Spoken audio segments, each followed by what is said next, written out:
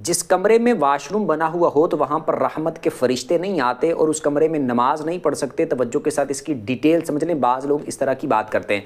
ये बात याद रखें, बहुत सारे लोगों में ये बात मशहूर है कि अगर कमरे में वाशरूम मौजूद है तो उस तरफ अगर हमने मुंह करके नमाज़ पढ़नी है, मतलब यह है कि वाशरूम उस साइड पे है कि हम किबले की तरफ मुंह भी उस साइड पे ही करेंगे, तो उस तरफ मुंह करके नमाज़ पढ़ना जायज़ नहीं है। बाज़ लोग ये कहते हैं कि अगर जिस जगह पर कमरे में जहाँ पर वाशरूम बनाया हुआ है तो उस कमरे में रहमत के फरिश्ते नहीं आते, ये लोगों के अंदर मशहूर है।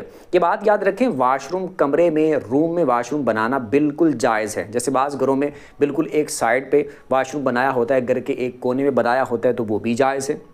हर कमरे में, हर रूम में आप वाशरूम बनाना चाहें वो भी बिल्कुल जायज़ है, उसमें कोई हर्ज नहीं है, आप वाशरूम बना सकते हैं।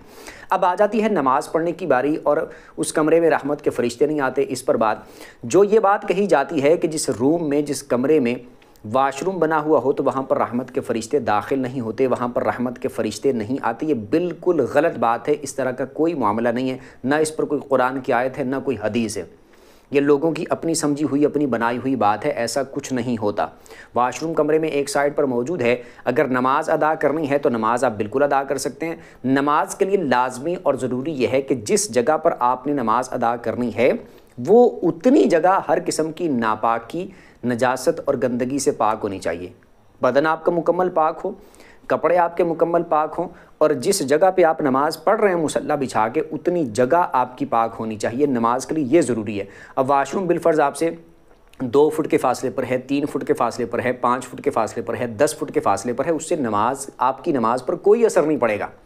आप आराम से उसी कमरे में नमाज पढ़ सकते हैं। हत्ता कि अगर मिसाल के तौर पर वाशरूम उस साइड पे आता है जिस साइड पे आपने जिस तरफ मुंह करना है, तो तब भी कोई हर्ज नहीं है, तब भी आप उस तरफ मुंह करके नमाज पढ़ सकते हैं। ये तो चलो आपके रूम में वाशरूम आ गया।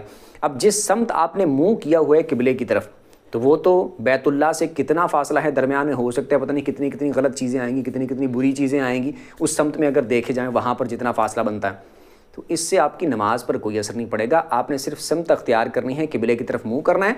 आगे कोई भी इस तरह की चीज़ आ रही है, कोई भी इस तरह का मामला है, तो उससे आपकी नमाज पर कोई असर नहीं पड़ेगा। तो नमाज आप पढ़ सकते हैं उसी रूम में।